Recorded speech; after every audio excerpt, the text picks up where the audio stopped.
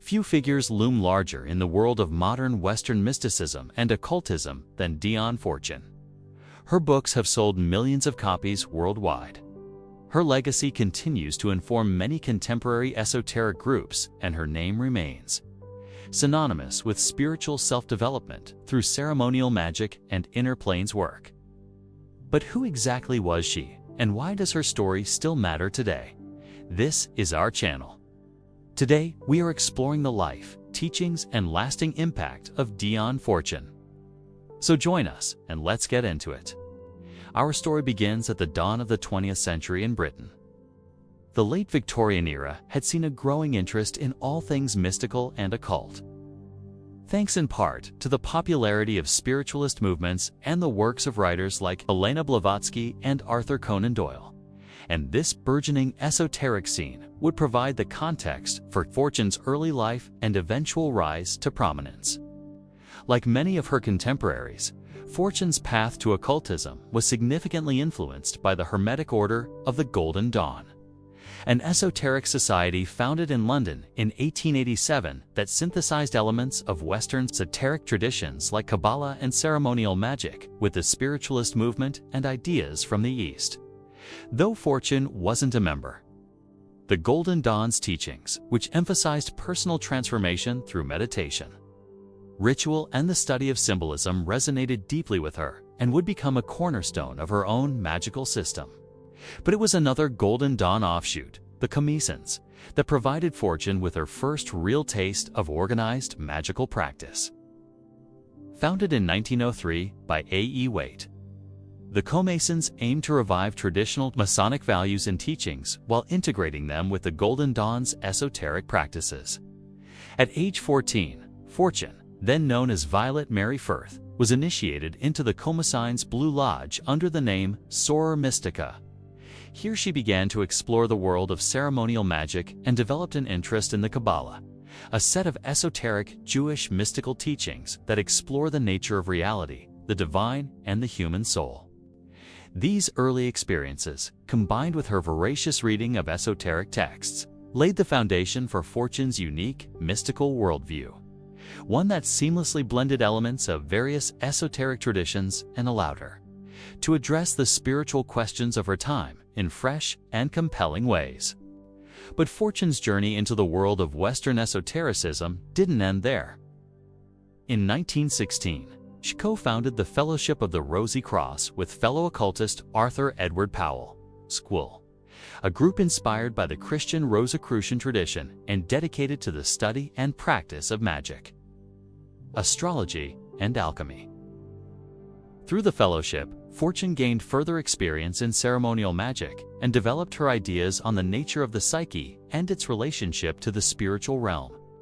It was also around this time that Fortune began writing fiction and non-fiction books on esoteric topics, initially under the pseudonym Louis Trevor. Her first novel, The Sea Priestess, published in 1924, tells the story of a young woman who discovers a hidden mystical tradition in Cornwall and integrates elements of Cornish mythology, paganism, and Christian symbolism. While this early work laid the groundwork for her future non-fiction books, it also revealed Fortune's lifelong passion for storytelling, which she would use to great effect in popularizing complex esoteric ideas for a wider audience.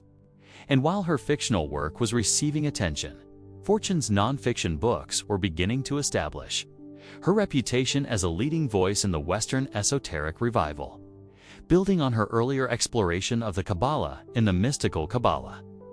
Published in 1931, Fortune delved deeper into the subject in her most popular book, The Cosmic Doctrine, published in 1934. In it, she presented a comprehensive overview of the Kabbalistic system, weaving together elements of Jewish mysticism, Christian theology, and her own magical experiences to create a unique and accessible interpretation of this ancient tradition. The Cosmic Doctrine became an instant success and cemented Fortune's status as a leading figure in the world of Western esotericism. But Fortune's prolific writing career was not limited to the realm of the Kabbalah. She wrote extensively on a variety of esoteric topics, including astrology, alchemy, divination, and the history of magic. Her book on astrology, An Introduction to Astrology, published in 1938, was particularly influential and helped to popularize the subject during a time when it was still relatively obscure. One of Fortune's most important contributions to Western esotericism was her development of a system of psychic self-defense, which she outlined in her 1930 book, Psychic Self-Defense. Fortune taught a method of protecting oneself from psychic attack by harnessing the power of the imagination and the subconscious mind. This system, which drew on her experience as a magician and her interest in psychoanalysis, provided individuals with the tools to navigate a world increasingly dominated by mass media and psychological manipulation, making it especially relevant to audiences in the 20th century. Another significant aspect of Fortune's work was her exploration of the inner planes, a term used to describe the subtle realms that exist beyond the physical world. Drawing on the teachings of the Theosophical Society and her own experiences with meditation and spiritualism, Fortune developed a system of inner planes cosmology that greatly influenced later esoteric thinkers. In her 1940 book, The Mystical Qabalah, Fortune described 4 inner planes that correspond to the 4 elements: earth, air, fire, and water. These planes, which could be accessed through meditation and other spiritual practices, were inhabited by various spiritual and elemental beings, and were thought to hold the keys to personal transformation and spiritual enlightenment. In addition to her extensive writing, Fortune also played a significant role in popularizing Western esotericism through her lectures and teaching. She was a sought-after speaker, and her charismatic presence and ability to communicate complex esoteric ideas in an accessible way made her a popular choice for audiences, both in Britain and abroad. Through her lectures, Fortune was able to share her unique perspective on the world and inspire a new generation of occultists and spiritual seekers. Though Fortune's legacy is most closely tied to her writings and teachings, it would be remiss not to mention her contributions to magical, ceremonial, and ritual. As a practitioner, Fortune was deeply involved in the ceremonial magic scene in Britain during the first half of the 20th century, participating in rituals and celebrations with various groups, including the Comasons and the Fellowship of the Rosy Cross. She was also a founding member of the Fraternity of St. Michael of the Northern Star, a magical order founded in 1934 that aimed to revive the medieval mystery schools and provide a context for advanced magical training. Furthermore, Fortune's approach to magic was highly personalized, emphasizing the importance of individual experience and intuition. This approach, which was informed by her background in psychoanalysis and her interest in Jungian psychology, represented a significant departure from the more rigid and rule-bound approach to ceremonial magic that had dominated the Western esoteric scene since the days of the Golden Dawn. By emphasizing the subjective experience of the magician, Fortune opened up new possibilities for magical practice and paved the way for a more inclusive and flexible approach to the art. As we delve into the core of Dion Fortune's teachings and explore the ideas that have made her such a prominent figure in modern Western esotericism, it becomes clear that her work was deeply influenced by her personal experiences, interests, and studies. One of these influences was her exposure to the teachings of the Theosophical Society through her friend and mentor, Annie Besant. Theosophy, which was founded in the mid-19th century by Helena Blavatsky, was a spiritual movement that synthesized elements of Eastern religions and Western esotericism and emphasized the importance of spiritual development and the pursuit of wisdom. Besant, a prominent member of the Theosophical Society, became a mentor to Fortune and introduced her to the works of Eastern mystics like the Upanishads and the Bhagavad Gita. These texts, along with the teachings of Theosophy, had a profound impact on Fortune's worldview and helped to shape her understanding of the nature of reality and the place of humanity within it. Another significant influence on Fortune's thought was her deep interest in the symbolism found in various religious and mythological traditions. Fortune saw symbolism as a key to understanding the deeper mysteries of the universe and believed that symbols could serve as powerful tools for spiritual transformation. Her study of comparative religion and mythology led her to develop a rich and nuanced understanding of the symbolic language of the universe, which she integrated into her own magical system and teachings. Finally, Fortune's background in psychoanalysis and her interest in the works of Sigmund Freud and Carl Jung had a profound impact on her approach to magic and the human psyche.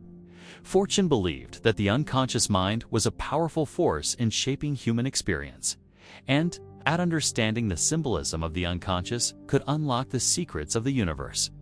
She incorporated psychoanalytic principles into her magical system, seeing the exploration of the unconscious as a key to personal transformation and spiritual enlightenment. Through the synthesis of these various influences, Fortune was able to develop a unique and highly influential system of magic and mysticism that continues to resonate with spiritual seekers today. And so we come to the close of our exploration of Dion Fortune's life, teachings, and lasting legacy. Fortune's life spanned an era of significant change and upheaval. From the fading days of Victorian England to the dawn of the digital age. Yet throughout these tumultuous times, she remained a steadfast seeker of wisdom and understanding, always striving to unlock the deepest mysteries of the universe and the human psyche. Her approach to magic and mysticism was deeply personal, emphasizing the importance of individual experience and intuition. And she challenged the rigid structures and rules of more traditional esoteric systems, paving the way for a more inclusive and flexible approach to the art. While Fortune's work has been the subject of some controversy, particularly surrounding her views on race and gender roles, which reflect the biases of her time, her contributions to the field of Western esotericism remain undeniable. Her books have sold millions of copies worldwide and continue to be studied by spiritual seekers and occultists alike. Her ideas on the Kabbalah, psychic self-defense, and inner planes work have had a profound impact on the development of modern esoteric thought and practice. And her approach to magic and symbolism continues to inspire new generations of magicians and spiritual practitioners. In many ways, Fortune's legacy is a microcosm of the broader esoteric revival that has occurred in the West in the last century. Just as she integrated elements of various esoteric traditions into her own system, so to have countless individuals and groups synthesized ancient wisdom with modern sensibilities, adapting esoteric teachings to the needs and challenges of the contemporary world. And just as Fortune's work was both traditional and innovative, so too is the esoteric revival, a dynamic and ever-evolving landscape that continues to grow and change with the times. Perhaps Dion Fortune's greatest contribution to this revival was her ability to communicate complex, esoteric ideas in a clear and accessible way. Her books and lectures were instrumental in bringing the teachings of the Kabbalah and other mystical traditions to a wider audience, demystifying these ancient systems and making them more approachable for those just beginning to explore the world of magic and mysticism. Ultimately, Dion Fortune's life and work serve as a reminder of the enduring power of the human spirit in its quest for knowledge and understanding. Like the alchemists of old, she sought to turn the lead of everyday experience into the gold of spiritual wisdom, showing us that even in the darkest of times, the light of truth can shine through. Thank you all for joining us on this journey through the life and teachings of Dion Fortune. If you enjoyed this episode, please don't forget to like and subscribe and leave us a comment below with your thoughts on her work or suggestions for future episodes you'd like to see. Until next time, blessed be.